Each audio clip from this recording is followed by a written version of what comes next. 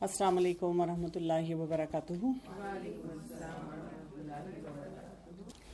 नहमदुहु व नुसल्ली अला रसूलिहिल करीम, अम्मा बाद, फ़अऊज़ु बिल्लाहि मिनश शैतानिर रजीम, बिस्मिल्लाहिर रहमानिर रहीम। रब्बिश्रह ली सदरी व यस्सिर ली अमरी वहलुल उक़दतम मिन लिसानी यफ़क़हू क़ौली। 188 नंबर वर्स जो है उसको हमने कंप्लीट कर लिया था और आज हम 189 नंबर वर्स जो है उससे स्टार्ट करेंगे। यसअलूना का अनिल अहिल्ला, वो सवाल करते हैं आपसे नए चांद के बारे में। इस्लामिक कैलेंडर जो होता है वो ल्यूनर कैलेंडर होता है, लेकिन इसका ये मतलब नहीं है कि अगर हम सोलर कैलेंडर इस्तेमाल करते हैं तो वो हराम हो जाता है। यानी इस तरह की एक्सट्रीम अप्रोच की ज़रूरत नहीं है, क्योंकि चांद भी अल्लाह ताला ने बनाया, सूरज भी अल्लाह ताला ने बनाया, पूरे साइकिल्स जो हैं वो अल्लाह ताला की तरफ से आ रहे हैं यहाँ पे। लेकिन क्योंकि इस्लामिक जो कैलेंडर होता है वो चांद के मुताबिक होता है, इसलिए यहाँ पर उसकी बात की गई है। कुल हिया मवाक़ीतु लिन्नास वल हज, आप कह दीजिए वो औकात मुकर्रर हैं वास्ते लोगों के और हज के लिए। तो अब यहाँ पर हम देख रहे हैं कि जैसे लास्ट टाइम हमने कुछ अहकामात पे बात की, तो आज हमारा फोकस थोड़ा सा होगा हज, उम्रा और इबादात जो हैं, और उसके साथ हमारी क्या क्या लर्निंग है। तो नए चांद का जो ताल्लुक़ है, लोग जो सवाल पूछते हैं वो क्यों पूछते हैं? वो इसलिए पूछते हैं कि अब उन्होंने हज के लिए प्लानिंग करनी है, हज करने के लिए आना है। हमारे आजकल के कल्चर्स में जब लोग सवाल पूछते हैं तो आपका क्या ख्याल है, क्यों पूछते हैं? या तो ऑब्जेक्ट करने के लिए पूछते हैं, या बहुत से लोग हमें ऐसे नज़र आते हैं जो सवाल इसलिए पूछ रहे होते हैं कि किसी तरह से कोई आसानी मिल जाए, गुंजाइश मिल जाए, करना ना पड़े वो काम, या अपनी मर्जी का जवाब मिल जाए। और इसीलिए आप देखें कि हम एक ही सवाल लेकर रिपीटेड गैदरिंग्स में जाते हैं और बार बार वो बातें पूछते रहते हैं। और जब भी आप देखेंगे कि कुरान पाक में आता है कि अच्छा लोग आपसे सवाल कर रहे हैं, या इवन अहादीस में हम देखते हैं कि लोग सवाल करते हैं, तो उसमें ना उनकी पैशन नज़र आती है। जैसे होता है कि करना चाह रहे हैं कुछ और उसके लिए वो बहुत फोकस्ड होकर कोई बात पूछ रहे हैं। हम अपने सवालों को भी इतना फैलाते हैं। मैंने कई दफ़ा देखा है, जैसे मेरे कई ऑनलाइन सेशंस होते हैं तो उसमें मैं ये देखती हूँ, या इवन ऑन ग्राउंड भी होते हैं, तो जिस टॉपिक पे बात हो रही होती है ना, हमारा सवाल उससे अलग ही आता है। उससे क्या पता चलता है? उससे पता चलता है योर फ्रेम ऑफ माइंड। अच्छा, और मज़े की बात ये कि जो टॉपिक पढ़ाया जा रहा होता है उससे रिलेटेड भी बहुत सी बातें होती हैं जो हमें क्लियर करने की ज़रूरत होती है, लेकिन हम उस पर बात नहीं कर रहे होते। तो यहाँ से हमें ये पता चलता है कि हमें अपने जो सवाल हैं ना उनको भी बहुत फोकस्ड करने की ज़रूरत है, टॉपिक रिलेटेड करने की ज़रूरत है। नहीं तो हमारा यही होता है, फिर आगे कोई और टॉपिक पे बात हो रही होती है, फिर जो पहले बात गुजर चुकी होती है हम उससे रिलेटेड सवाल कर रहे होते हैं।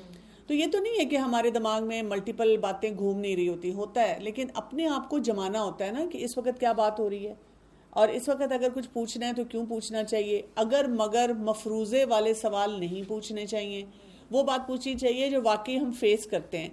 अगर फ़र्ज़ करें कि कोई ऐसी सिचुएशन है कि आपके जहन में सवाल आया, आप कहते हैं क्या पता लाइफ में कभी ये सिचुएशन आ जाए, मुझे पता होना चाहिए, तो आप ये कर सकते हैं कि जब वो ऐसी कोई सिचुएशन आती है तो आप उसके बारे में किसी से भी पता कर सकते हैं, चेकआउट कर सकते हैं।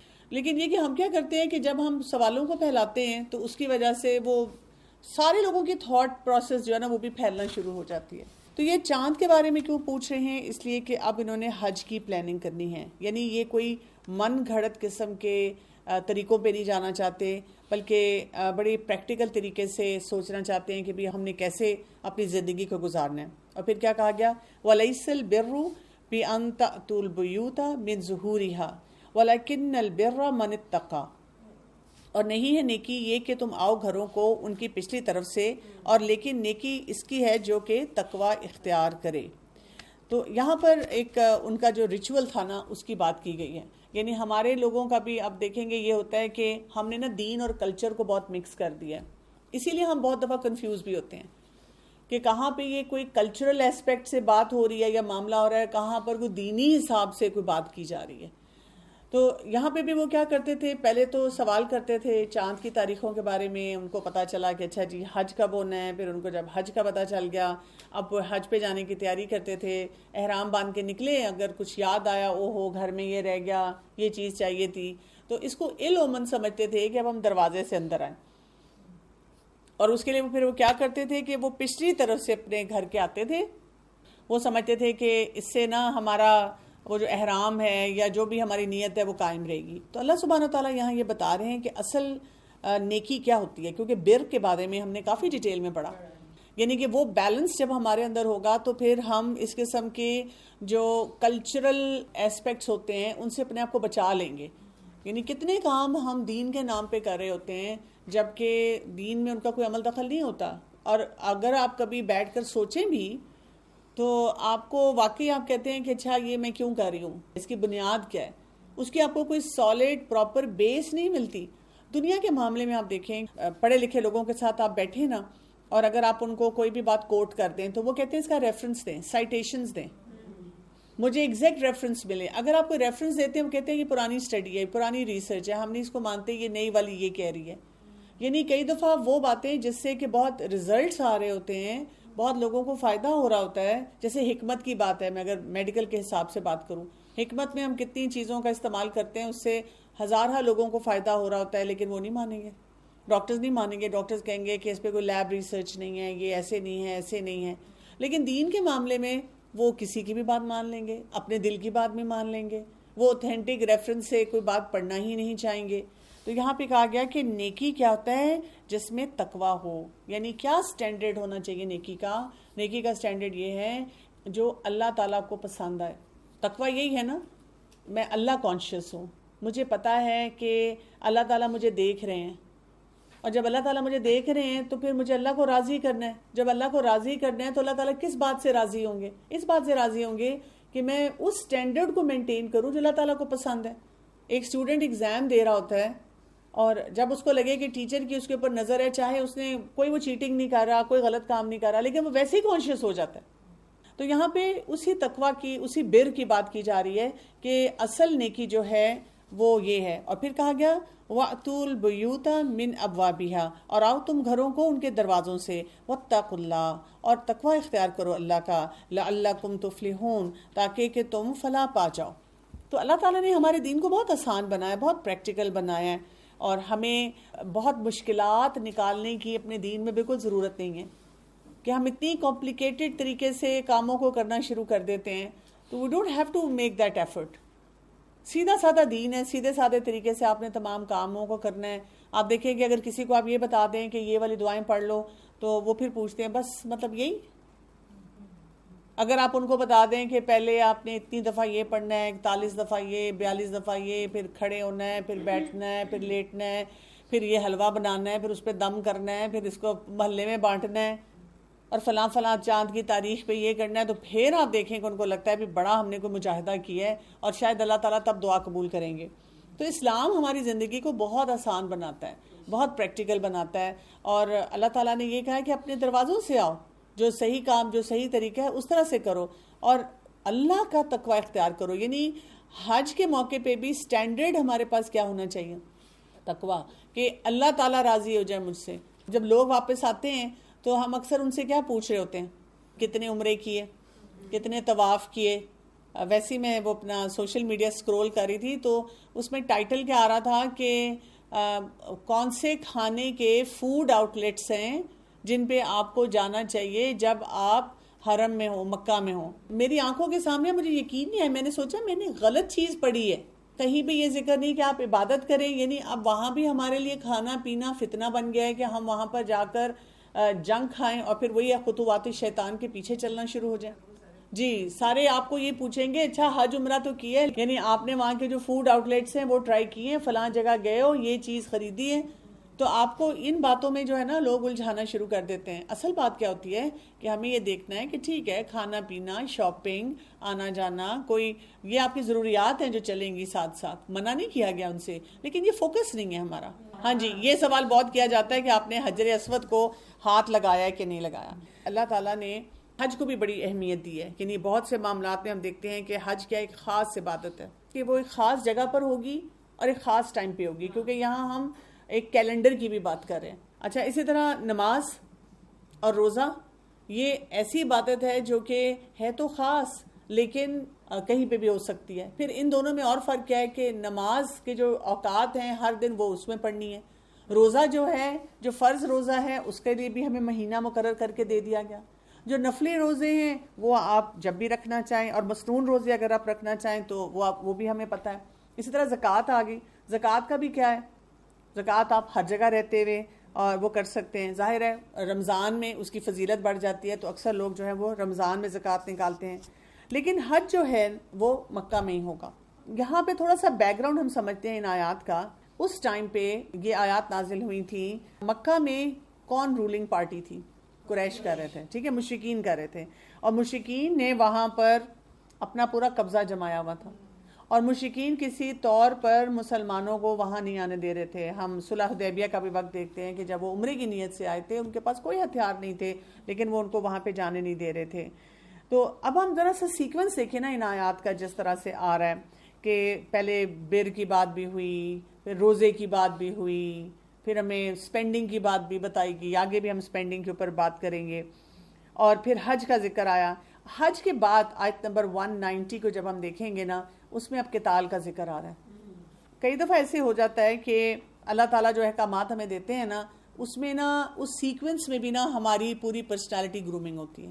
جب مسلمان مکہ میں تھے اور ان کو تنگ کیا جاتا تھا بہت زیادہ، تو وہ بار بار آ کر رسول اللہ صلی اللہ علیہ وسلم سے پوچھا کرتے تھے کہ ہم ان کا جواب دینا چاہتے ہیں. بہت جوش تھا ان کے اندر. لیکن اس وقت ان کو کیا کہا جاتا تھا؟ نہیں. کیوں؟ اس لیے کہ اپنی پرسنل ابھی تربیت کی بہت زیادہ ضرورت تھی.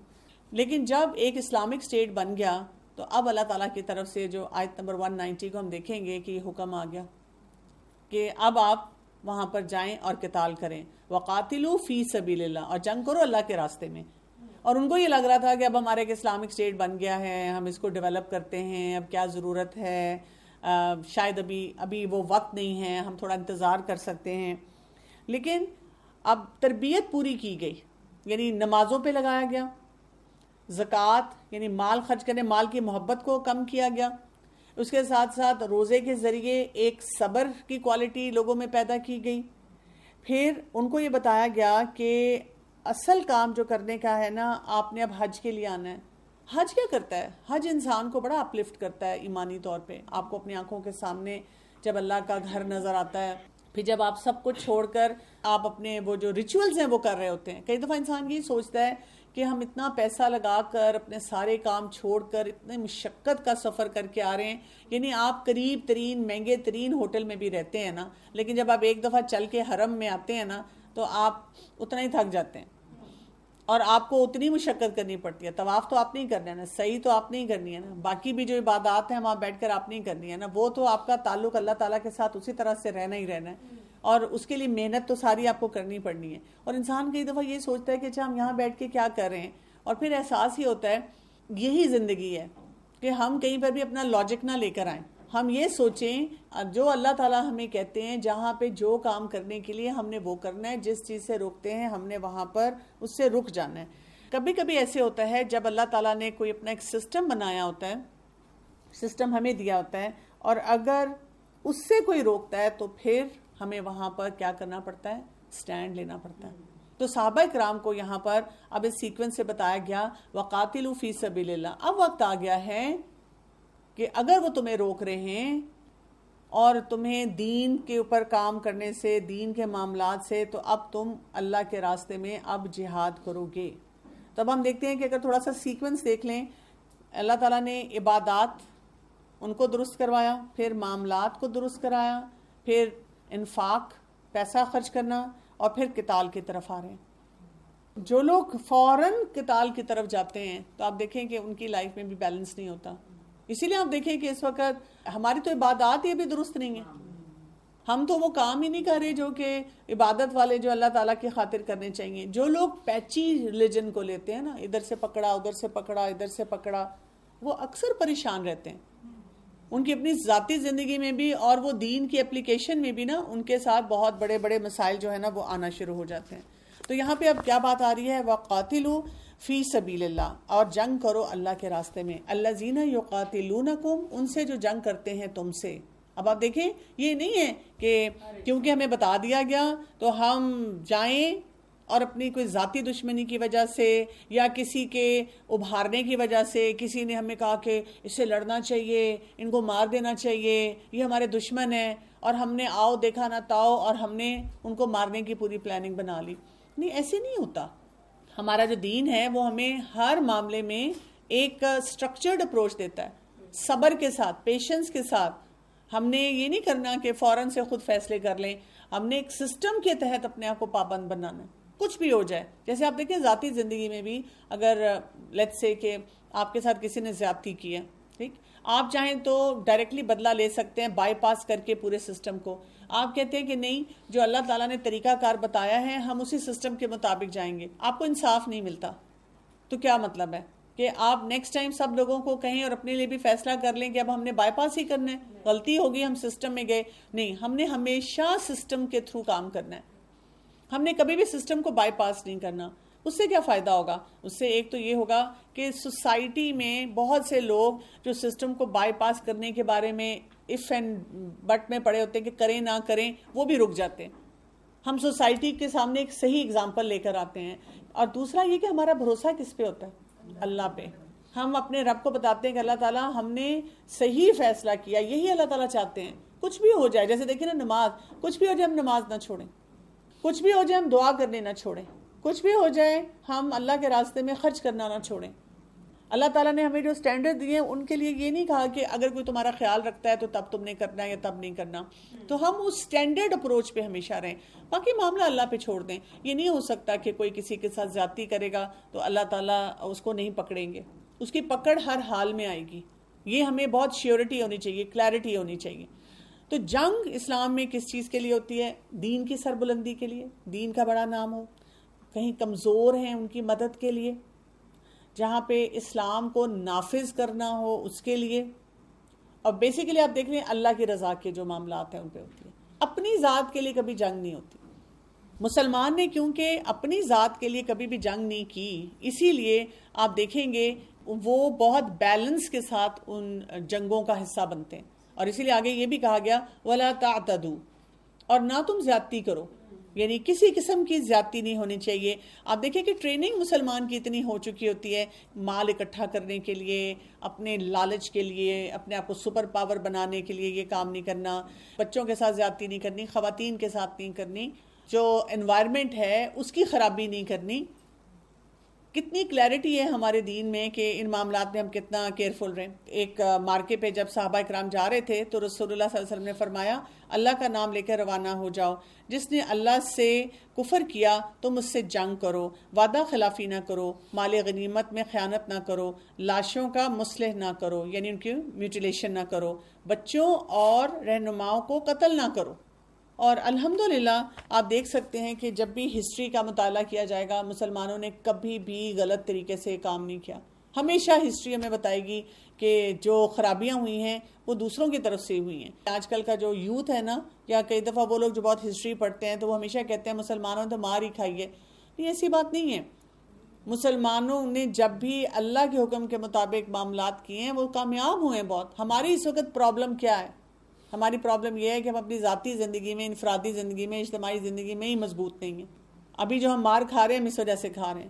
ان اللہ لا يحب المعتدین، بے شک اللہ تعالیٰ نہیں پسند کرتا زیادتی کرنے والوں کو.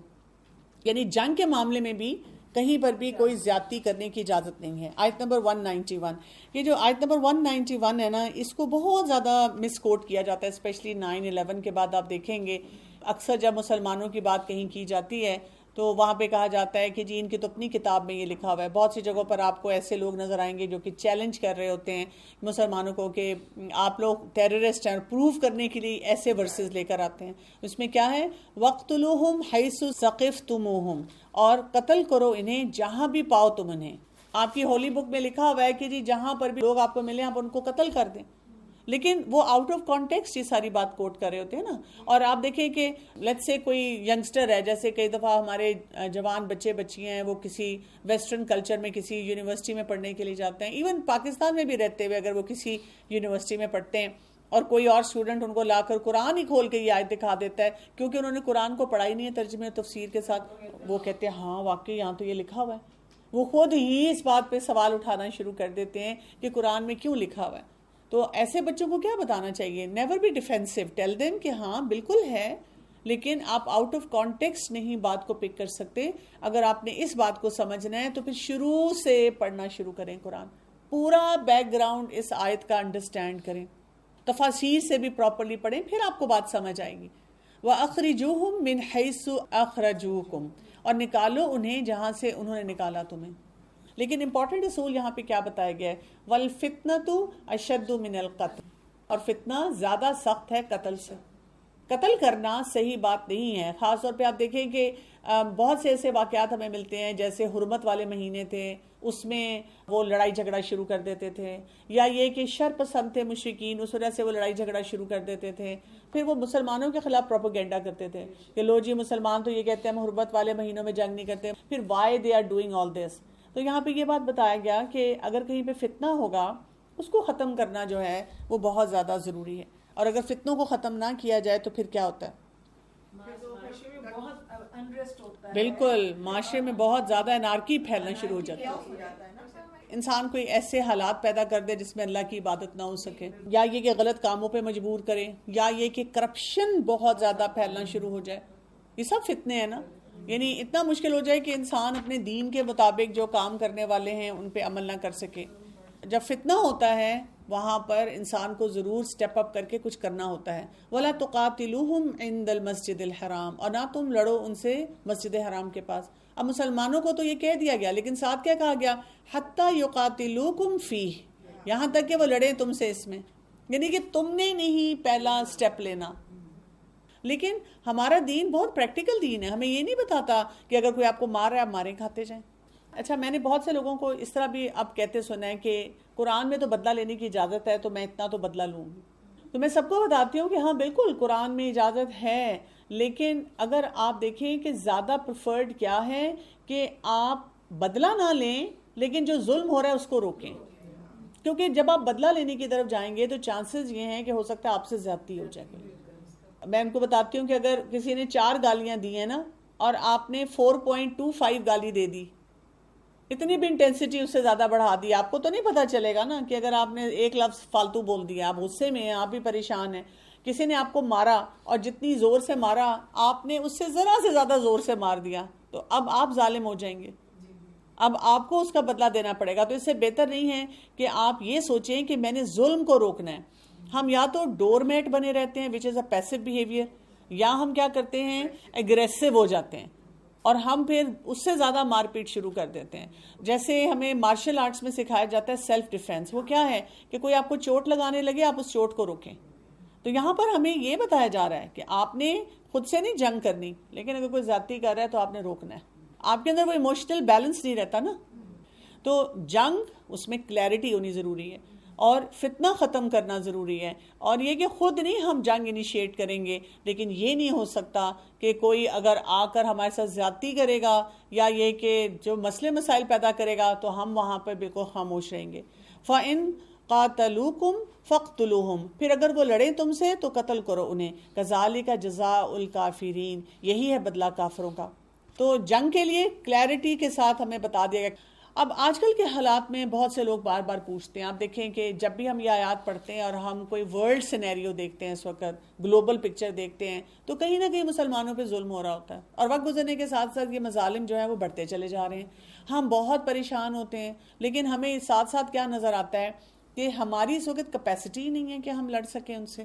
لیکن ہمیں کیا کرنے کی ضرورت ہے؟ یعنی جو انیشیل سٹیپس ہیں وہ تو کریں نا. اپنی عبادت کو ٹھیک کریں، متحد ہوں. ابھی تو امت خود ہی بکھری ہوئی ہے. اپنا فوکس بڑھائیں، فوکس بڑھا کر اپنے آپ کو بتائیں کہ الٹیمیٹلی ایک دن ہم اتنے پاورفل ہوں کہ ہم ان کے آگے کھڑے ہو سکیں. اسی طرح آپ دیکھیں سوشل میڈیا جو ہے اس کی طاقت کو بھی استعمال کیا جاتا ہے، جس کی وجہ سے آپ بہت سی باتوں کی لوگوں کے اندر اویئرنیس کریٹ کرتے ہیں. قرآن کو پڑھنے کی اور اپنے دین کو سمجھنے کی اس وقت ضرورت ہے. جیسے آج کل ہم دیکھتے ہیں فلسطین میں مسلمانوں کے ساتھ جو کچھ ہو رہا ہے اس کو بھی وہ دین سے ریلیٹ نہیں کر پاتے، اس کو ہیومن رائٹس کی وجہ سے دیکھتے ہیں. پھر کیا آگے کہا گیا آیت نمبر 192، فَإِنِ انْتَهُوا فَإِنَّ اللَّهَ غَفُورٌ رَحِيمٌ، پھر اگر وہ باز آ جائیں تو بے شک اللہ بہت بخشنے والا، بہت رحم فرمانے والا ہے.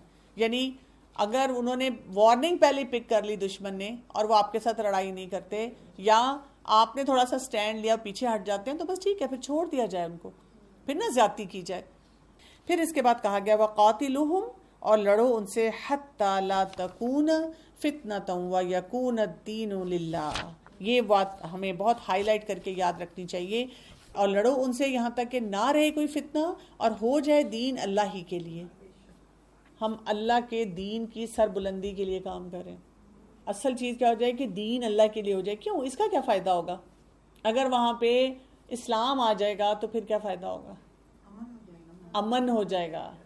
اسلام جو ہے وہ نان مسلمز کو بھی ان کے رائٹس دیتا ہے، اسلام جو ہے وہ ہر ایک کو پروٹیکشن دیتا ہے، اور جہاں پر آپ دیکھیں دوسری اقوام آتی ہیں، یہ ہسٹری نے بھی ہمیشہ پروو کیا ہے، وہاں پہ مظالم ہوئے ہیں، وہاں پہ خون ریزی بہت زیادہ ہوئی ہے۔ فَإِنِ انْتَهَوْا، پھر اگر وہ باز آ جائیں، فَلَا عُدْوَانَ، اور نہیں کوئی زیادتی، إِلَّا عَلَى الظَّالِمِينَ، مگر ظالموں پر۔ تو اگر کوئی باز آ جاتا ہے، کوئی چھوڑ دیتا ہے، کوئی غلط کام نہیں کرتا ہے، تو پھر اس کے لیے کوئی مسئلہ مسائل جو ہے وہاں پہ نہیں ہے۔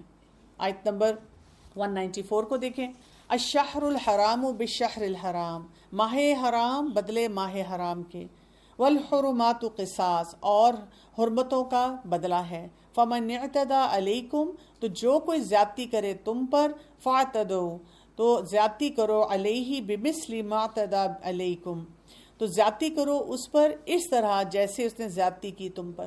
یہی وہ بات ہے جو بار بار ہمیں بتائی جا رہی ہے، یعنی ری انفورس کیا جا رہا ہے کہ ہمارے معاملات کس طرح سے ہوں گے۔ واتقوا اللہ، اور اللہ کا تقوی اختیار کرو، وَاعْلَمُوا أَنَّ اللَّهَ مَعَ الْمُتَّقِينَ، اور جان لو کہ بے شک اللہ متقی لوگوں کے ساتھ ہے۔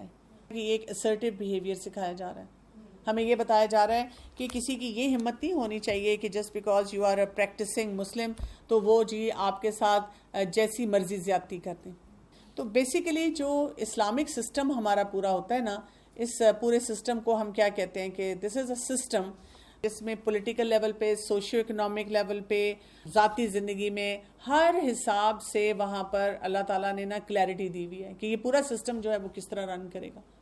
تو ہم یہ نہیں کر سکتے کہ صرف ایک حصہ دین کا لے لیں اور باقی جو معاملات ہیں اس میں مشکلات جو ہیں وہ اپنے لیے دوسروں کے لیے رکھیں۔ پھر ہمیں یہ پتہ ہونا چاہیے کہ یہاں پہ جو بات کی جا رہی ہے نا کہ جو حرمت والے مہینے ہیں، والحرمات القصاص، کہ ان مہینوں میں حرمتوں کی بہت حفاظت ہے۔ کیا کیا اس میں آئے گا؟ اس میں انسان کی جان آئے گی، مال آئے گی، عزت آئے گی۔ ویسے بھی آپ دیکھیں عام حالات میں بھی جان، مال، عزت ہر انسان کی محفوظ رہنی چاہیے۔ اب اگر ہماری عام زندگیوں میں دیکھیں، ہم سوشل میڈیا نے یہ کتنی تباہی پھیرتی ہے کہ آپ کسی کے بارے میں کوئی بھی بات کہہ سکتے ہیں اور دوسرا انسان بیچارہ ڈیفینسو موڈ میں جائے گا اور اس کو پروف کرنا پڑے گا کہ میں نے ایسے نہیں کیا۔ بہت زیادہ لوگوں کی لائف ڈسٹروائے ہوئی ہیں، اور آپ کو پتہ ہے ینگسٹرز میں اس سے بھی زیادہ بڑا مسئلہ ہے۔ میرے پاس ایک دفعہ ایک بچی آئی، مدر ایک لے کر آئی، اور وہ بچی جو تھی وہ بہت زیادہ پریشان تھی اور سیلف ہارم میں جا چکی تھی، اور اس بچی نے خود شیئر کیا کہ میری جو سوشل میڈیا ہے، انہوں نے کہا کہ جیسے کلاس کے بھی گروپس بنے ہوتے ہیں نا، تو اس میں کوئی بھی کسی کے بارے میں کہہ دیتا ہے کہ جیسے کوئی لڑکا کہہ دیتا ہے شی از مائی گرل، کوئی لڑکی کہہ دیتی ہے ہی از مائی مین، کہتی ہے بس اس قسم کے جملے بول دیتے ہیں، اور جب وہ بول دیتے ہیں تو سب ایزیوم کرتے ہیں کہ ان کا آپس میں کوئی ریلیشن شپ ہے۔ لڑکے لڑکیاں آج کل اپنے سوشل میڈیا پہ خود ڈال دیتے ہیں I am in a relation شپ، کیونکہ ہم ایز پیرنٹس تو ہم ان کے اس سوشل میڈیا سے اویئر نہیں ہوتے، ہم ڈسکنیکٹیڈ ہوتے ہیں، تو بچے ڈفرینٹ قسم کی ایکٹیویٹیز وہاں پہ کر رہے ہوتے ہیں۔ اب جب ایسی ایکٹیویٹیز بچوں کی ہو رہی ہوتی ہیں تو آپ سوچیں اگر خود بھی وہ کر رہے ہیں تو اس کے ساتھ جو سوشل پریشر آتا ہے، اور اگر انہوں نے کچھ نہیں کیا اور کوئی بھی ان کے بارے میں کہہ دے، ان کی عزت کو اچھال رہا ہے، تو پھر وہ کیا کر سکتے ہیں؟ کچھ نہیں کر سکتے۔ اچھا، ٹیچرز کی عزت کو اچھالا جاتا ہے، ماں باپ کی عزت کو اچھالا جاتا ہے، کہیں پہ بھی بیٹھ کے کہہ دینا کہ جی ہمارے والدین بڑے ظالم ہیں۔ بچوں سے اکثر پوچھتی ہوں کیا ظلم کرتے ہیں وہ بتا دیں مجھے۔ تو جان، مال، عزت، اس کی حفاظت یہ ہم نے اپنے خود بھی کرنی ہے اور بچوں کو بھی سکھانی ہے۔